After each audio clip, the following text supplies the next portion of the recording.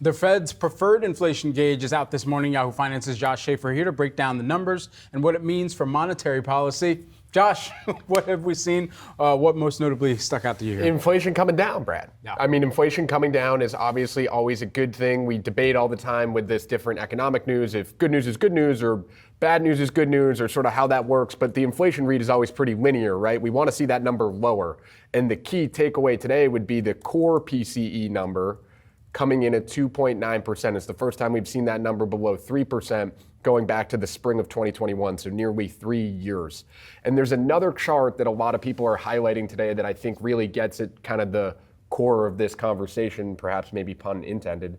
And that's the 3-month chart and the 6-month chart that we look at of core PCE. Those two charts, so the annualized for the last 3 months, the annualized for the last 6 months, you can see them there.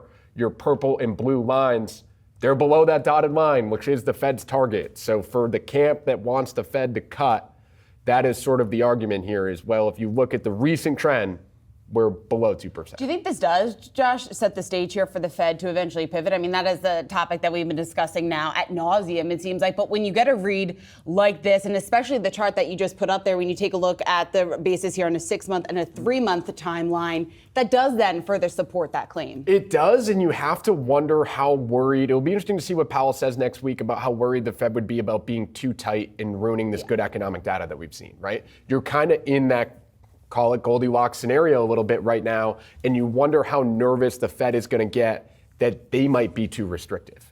At what point do they just start saying, all right, we'll cut in March? That doesn't necessarily mean they're going to cut in May too, right? I think that's part of the conversation that we're going to start having here too is, well, maybe we're not going to get 6 cuts or 5 cuts. Maybe it actually is the 3 that's currently in the SEP. And that's the amount of cuts that we get because the economy is doing well. I think that's what people are going to be talking about here is the fact that we don't want to ruin what is essentially looking like soft landing data with overall positive economy and inflation coming down.